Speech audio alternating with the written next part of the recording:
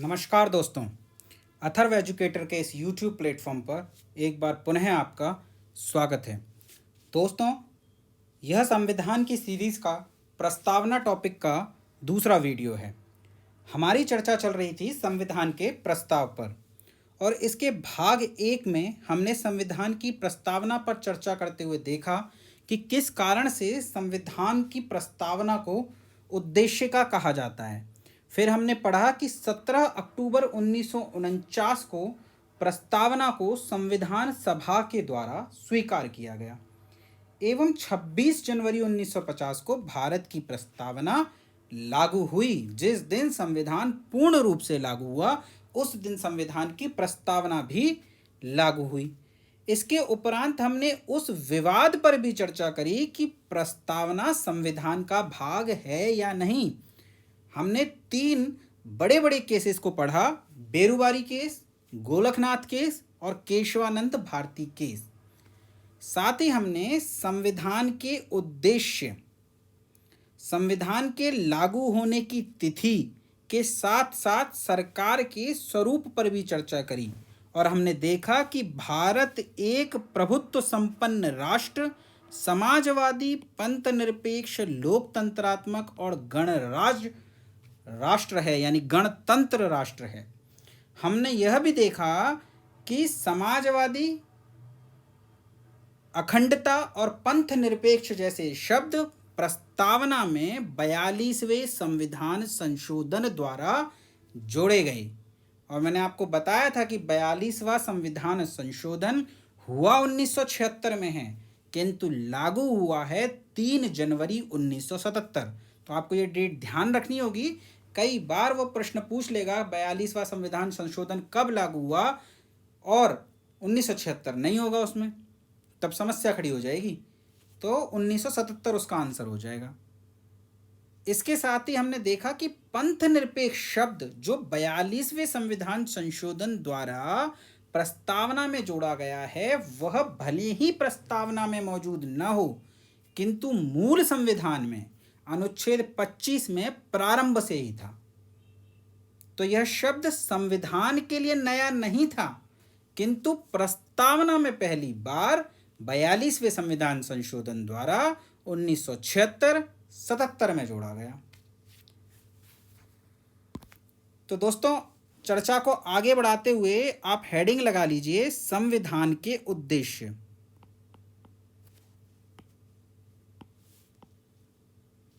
संविधान के उद्देश्य, संविधान के उद्देश्य। सरकार के स्वरूप पर हम चर्चा कर चुके हैं। सरकार के स्वरूप पर हम चर्चा कर चुके हैं कि प्रभुसत्ता संपन्न, समाजवादी, पंथ निरपेक्ष, लोकतंत्रात्मक गणराज्य है। अब चर्चा करेंगे हम संविधान के उद्देश्यों पर। मैंने आपको बताया था कि संविधान के उद्देश्यों को पढ़ते समय हमें पता लगता है कि संविधान के 3 प्रमुख उद्देश्य हैं। कौन कौन से? भारत की जनता को न्याय प्रदान करना, भारत की जनता को न्याय प्रदान करना। कौन कौन सा न्याय? सामाजिक न्याय, आर्थिक न्याय, राजनैतिक न्याय। ये क्रम भी याद रखना है दोस्तों, अगर डीप क्वेश्चन बना तो क्रम लगाने को दे देगा कि न्याय जो प्रस्तावना में दिया हुआ है वह किस क्रम में दिया है। सामाजिक, आर्थिक, राजनैतिक, राजनैतिक, आर्थिक, सामाजिक, सामाजिक, राजनैतिक, आर्थिक या सामाजिक, आर्थिक, राजनैतिक। तो उत्तर हो जाएगा सामाजिक, आर्थिक, राजनैतिक। ऐसे प्रश्न आजकल आते हैं तो आपको बहुत ध्यान से पढ़ना है और इनके क्रम भी याद रखने हैं। तो 3 प्रकार के न्याय संविधान की प्रस्तावना में दिए गए हैं। पहला है सामाजिक, दूसरा है आर्थिक, तीसरा है राजनीतिक। उसी प्रकार 5 प्रकार की स्वतंत्रताएं प्रदान करना भारत के नागरिकों को प्रस्तावना के द्वारा संविधान का उद्देश्य बताया गया है। कौन कौन सी स्वतंत्रताएं दी हुई हैं? विचार की स्वतंत्रता, अभिव्यक्ति की स्वतंत्रता, विश्वास की स्वतंत्रता, धर्म की स्वतंत्रता और उपासना की स्वतंत्रता। इसी प्रकार 2 प्रकार की समानताएं दी गई हैं, अवसर की समानता और प्रतिष्ठा की समानता। तो नोट कीजिए, प्रस्तावना से हमें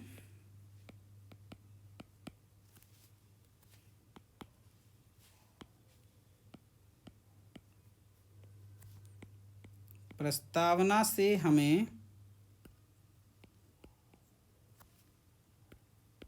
3 महत्वपूर्ण उद्देश्यों की जानकारी मिलती है।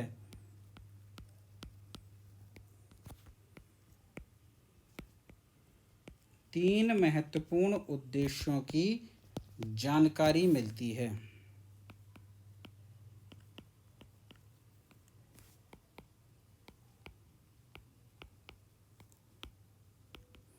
प्रस्तावना से हमें 3 महत्वपूर्ण उद्देश्यों की जानकारी मिलती है। पहला उद्देश्य न्याय प्रदान करना। न्याय प्रदान करना।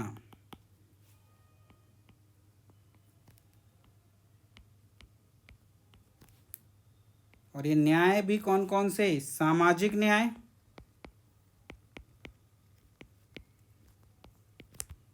सामाजिक न्याय, आर्थिक न्याय,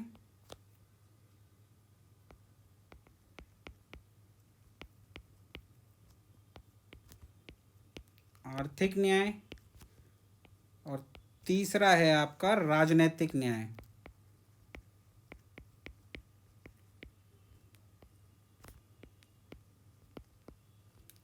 सामाजिक न्याय, आर्थिक न्याय और तीसरा है राजनैतिक न्याय। दूसरा है स्वतंत्रता प्रदान करना। प्रस्तावना का दूसरा उद्देश्य है स्वतंत्रता प्रदान करना। 5 प्रकार की स्वतंत्रताएं दी गई हैं। पहली है विचार की स्वतंत्रता। विचार की स्वतंत्रता।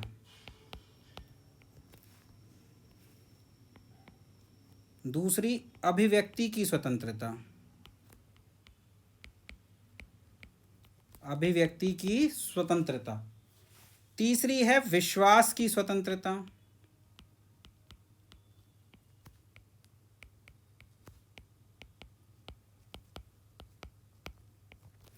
तीसरी है विश्वास की स्वतंत्रता। चौथी है धर्म की स्वतंत्रता।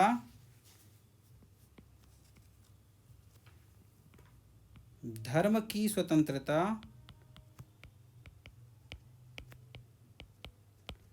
और पांचवी है उपासना की स्वतंत्रता।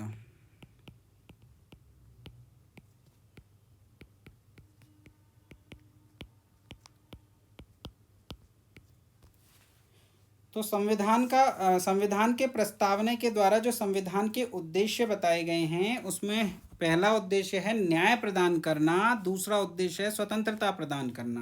न्याय 3 प्रकार के दिए जाते हैं: सामाजिक न्याय, आर्थिक न्याय, राजनैतिक न्याय। अब ये है क्या चीज़? सामाजिक न्याय क्या है, आर्थिक न्याय क्या है और राजनैतिक न्याय क्या है? तो सामाजिक न्याय है कि समाज में किसी भी प्रकार का भेदभाव न हो। धर्म के नाम पर, जाति के नाम पर, लिंग के नाम पर, मूल वंश के नाम पर, जन्म स्थान के नाम पर किसी भी प्रकार का कोई भेदभाव ना किया जाए। प्राचीन काल में जो बुराइयां विद्यमान थी कि यह दलित है, यह निम्न जाति का है, यह शूद्र वर्ग का है, यह क्षत्रिय है, यह वैश्य है, इन सभी भेदभावों का संविधान खंडन करता है और सभी भारत के सभी नागरिकों को एक समान सम्मान देने की बात करता है। इसी भावना को सामाजिक न्याय का नाम दिया गया है। दूसरा है आर्थिक न्याय। आर्थिक न्याय का तात्पर्य है कि एक तरफ समाज 2 हिस्सों में बटा होता है, अमीर और गरीब।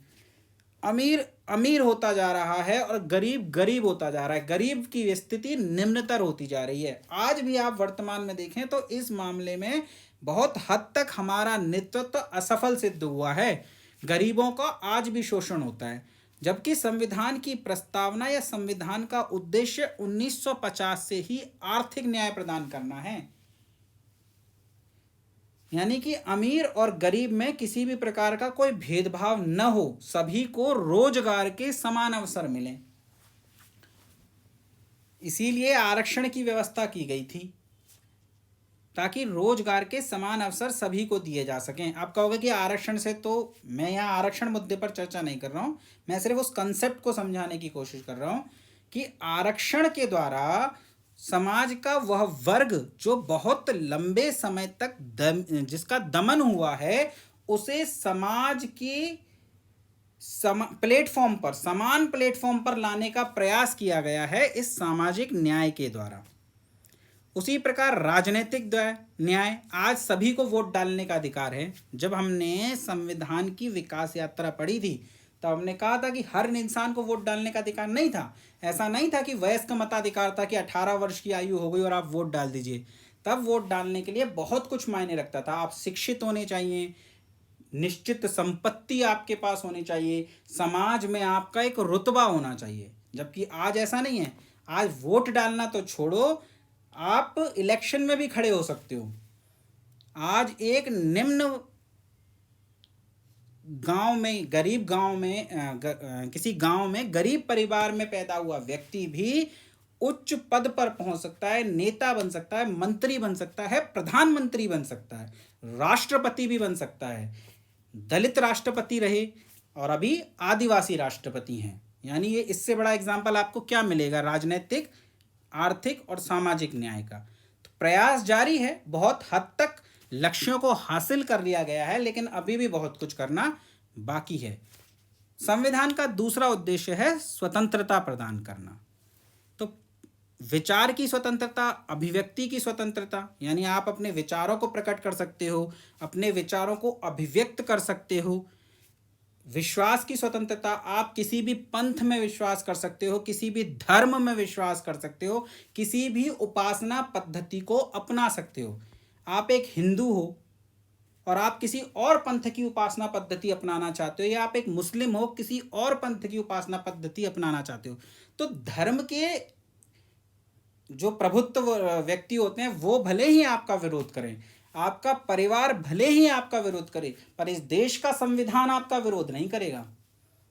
क्यों? क्योंकि इस देश के संविधान ने आपको विचार की, अभिव्यक्ति की, विश्वास की, धर्म की, उपासना की स्वतंत्रताएं दी हैं। इसी के साथ तीसरा है समानता प्रदान करना। समानता प्रदान करना, दो प्रकार की समानताएं हैं। कौन कौन सी? पहली है अवसर की समानता,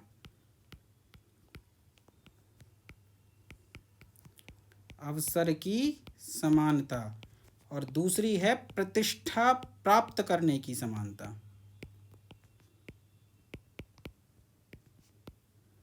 प्रतिष्ठा प्राप्त करने की समानता। तो 3 प्रकार के न्याय, 5 प्रकार की स्वतंत्रताएं और 2 प्रकार की समानताएं।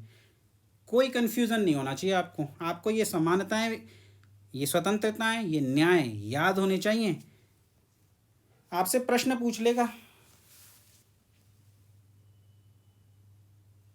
कि किस प्रकार की स्वतंत्रता संविधान की प्रस्तावना द्वारा नहीं दी गई है। पहली विचार की स्वतंत्रता, दूसरी अभिव्यक्ति की स्वतंत्रता, तीसरी विश्वास की स्वतंत्रता, चौथी संपत्ति की स्वतंत्रता। तो संपत्ति की स्वतंत्रता प्रस्तावना के द्वारा नहीं दी गई है। अब तो संविधान के द्वारा भी नहीं दी जाती, पहले दी जाती थी, मूल संविधान के द्वारा दी गई थी, पर 44वें संविधान संशोधन द्वारा इस स्वतंत्रता को समाप्त कर दिया गया और इसे एक विधिक स्वतंत्रता बना दिया गया। अब ये मौलिक अधिकार नहीं है। प्रस्तावना तो पहले भी नहीं देता था, लेकिन मौलिक अधिकारों में स्वतंत्रता थी। अब वहां से भी इसे हटा करके अनुच्छेद 300 में डाल दिया गया है। तो ये जो न्याय, स्वतंत्रता, समानता जैसे उद्देश्य हमें प्रस्तावना में नजर आते हैं, यही समान बातें हमें संविधान में और कहाँ नजर आती हैं? सोच के बताइए। मैं अगर आपसे पूछूं कि न्याय की बात, स्वतंत्रता की बात, समानता की बात प्रस्तावना में तो की गई है, वो तो हम देख ही रहे हैं, पर प्रस्तावना के अलावा संविधान में और कहाँ की गई है? तो ध्यान रखिएगा, मौलिक अधिकारों में और राज्य के नीति निर्देशक तत्वों में भी तो बात की गई है। ये विचार की स्वतंत्रता, ये आर्टिकल 19 में मिलती है हमें। ये जो सामाजिक न्याय, आर्थिक न्याय और राजनीतिक न्याय हैं, जब हम नीति निर्देशक तत्वों का अनुच्छेद 38 पढ़ेंगे तो हम देखेंगे कि ये सारे न्याय तो हमें नीति निर्देशक तत्वों के द्वारा दिए गए हैं अनुच्छेद 38 में। जब हम अवसर की समानता देखेंगे तो समानता का अधिकार अनुच्छेद 14 से 18 मौलिक अधिकार में दिया गया है और अवसर की समानता स्पष्ट रूप से अनुच्छेद 16 के द्वारा दी गई है। तो ये तीनों चीजें हमें प्रस्तावना में भी मिलती हैं, नीति निदेशक तत्वों में भी मिलती हैं और मौलिक अधिकारों में भी मिलती हैं। अगर आपसे पूछ ले कि न्याय, स्वतंत्रता और समानता की बात किस पोर्शन भाग में की गई है, प्रस्तावना में, मौलिक अधिकारों में, नीति निदेशक तत्वों में और मूल कर्तव्यों में। अब यहाँ पे आपसे 1, 2, 2, 3, 3, 4 या 1, 2, 3 ऐसे ऑप्शन बना करके पूछ सकता है। तो आपको पता होना चाहिए कि प्रस्तावना, मौलिक अधिकार और राज्य के नीति निदेशक तत्वों में न्याय की, स्वतंत्रता की और समानता की बातें की गई हैं। तो दोस्तों, ये थी अभी तक की हमारी प्रस्तावना और उससे बनने वाले शब्द। लेकिन इसके अलावा प्रस्तावना पर संवैधानिक जानकारों ने, विद्वानों ने अपने कुछ मत दिए हैं, कुछ कोटेशंस दिए हैं। हमें वो कोटेशन भी पढ़ने होते हैं। तो आप एक हेडिंग लगा लीजिए, विविध।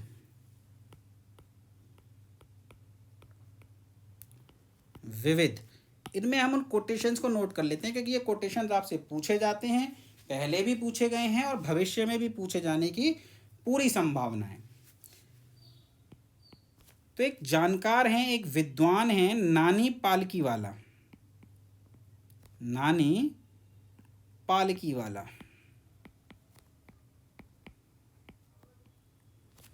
नानी पालकीवाला, इनकी पुस्तक है।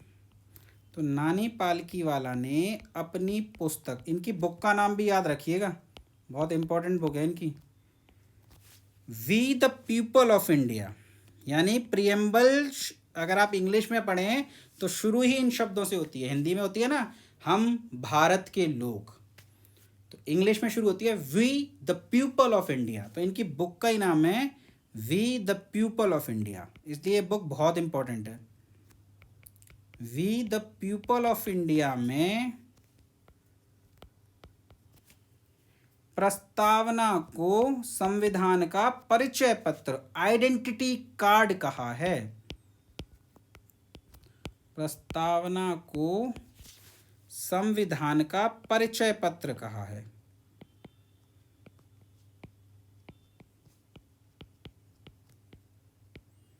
संविधान का परिचय पत्र कहा है। यानी आपसे पूछेगा कि किस ने प्रस्तावना को संविधान का परिचय पत्र कहा है, तो नानी पालकीवाला ने। इनकी बुक है we the people of India. नानी के घर जाने के लिए हमें किसी परिचय पत्र की आवश्यकता नहीं पड़ती थी, पर नानी पालकीवाला ने प्रस्तावना को परिचय पत्र कहा है। ऐसे याद कर सकते हैं आप। इसके अलावा एक विद्वान थे के.एम. मुंशी, नाम सुना होगा आपने इनका, के.एम. मुंशी। के.एम. मुंशी, कहाँ सुना है नाम? प्रारूप समिति के सदस्य थे ये, संविधान सभा के सदस्य थे। संविधान सभा में गठित प्रारूप समिति, जिसकी अध्यक्षता डॉक्टर भीमराव अंबेडकर ने की थी। भीमराव अंबेडकर के अलावा इसमें 6 और सदस्य थे, जिसमें मैंने आपको बताया था कि एकमात्र मूल रूप से कांग्रेसी के.एम. मुंशी थे। ये वही के.एम. मुंशी हैं। तो के.एम. मुंशी ने प्रस्तावना को संविधान की जन्म कुंडली कहा है। प्रस्तावना को संविधान की जन्म कुंडली कहा है।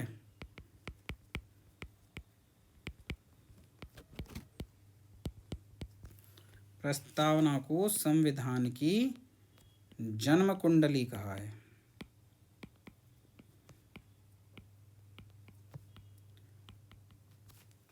तो नानी के घर जाने के लिए किसी परिचय पत्र की आवश्यकता नहीं है और हमारी जन्म कुंडली मुंशी के पास पड़ी हुई है। मुंशी मुनीम को कहते हैं, तो हमारी जन्म कुंडली मुंशी के पास पड़ी हुई है। तो नानी पालकीवाला ने संविधान को परिचय पत्र कहा है और के.एम. मुंशी ने जन्म कुंडली।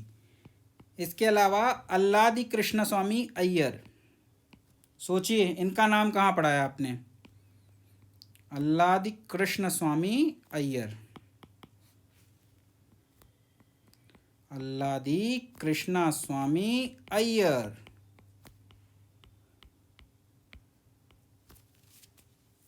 के एम मुंशी, मोहम्मद सादुल्ला, अल्लादी कृष्णा स्वामी अय्यर, गोपाला कृष्ण अयंगर, इसके अलावा माधवन, ये सारे नाम आपने कहाँ पढ़े हैं?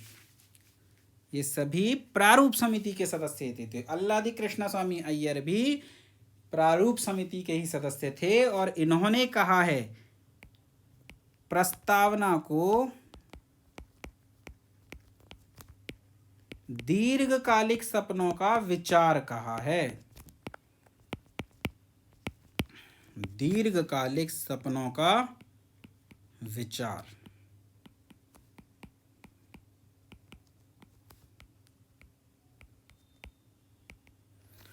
अब इन्होंने दीर्घकालिक सपनों का विचार कहा है, इसके पीछे क्या कारण है? उन्होंने कहा कि जिन न्यायों को, जिन समानताओं को, जिन स्वतंत्रताओं को आप देने की बात कर रहे हो वे बहुत बेहतरीन हैं, परंतु इन उद्देश्यों को आज पूरा नहीं किया जा सकता। आज भारत के पास न तो इतने संसाधन हैं, न इतनी संपन्नताएं हैं कि हम तुरंत इन उद्देश्यों को प्राप्त कर लें, पर धीरे धीरे भारत इन उद्देश्यों को प्राप्त भी करेगा, आत्मनिर्भर भी बनेगा, लेकिन इसमें समय लगेगा। तो उस समय उन्होंने कहा था कि दीर्घकालिक सपनों का विचार है, एक लंबा समय इसमें लगेगा, पर आज हमने इन उद्देश्यों को बहुत हद तक हासिल कर लिया है। इसके अलावा एक अंतिम कोटेशन है ठाकुर दास भार्गव का।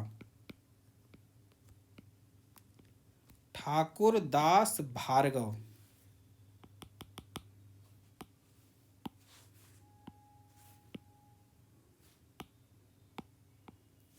ठाकुर दास भार्गव। ठाकुर दास भार्गव ने प्रस्तावना को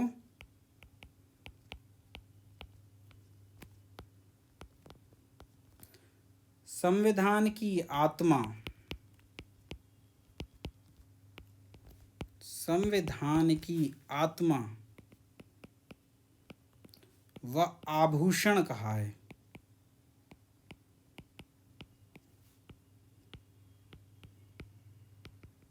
तो ये 5 प्रश्न हैं, आपसे पूछे परिचय पत्र किसने कहा है? तो नानी पालकीवाला ने। जन्म कुंडली किसने कहा है? के एम मुंशी ने। दीर्घकालिक सपनों का विचार किसने कहा है? अल्लादी कृष्णा स्वामी अय्यर ने। आत्मा किसने कहा है? ठाकुर दास भार्गव ने। और आभूषण किसने कहा है? तो हो जाएगा ठाकुर दास भार्गव ने। तो मित्रों, ये थी प्रस्तावना और प्रस्तावना से बनने वाले शब्द। मुझे पूरी उम्मीद है कि प्रस्तावना से यदि कोई प्रश्न आता है तो हमारे इन नोट से बाहर नहीं जाएगा और आपको किसी भी प्रकार की कोई समस्या नहीं करनी हो, समस्या का सामना नहीं करना पड़ेगा। प्रश्न देखते ही आप उसका उत्तर देंगे, फोड़ देंगे प्रश्न को।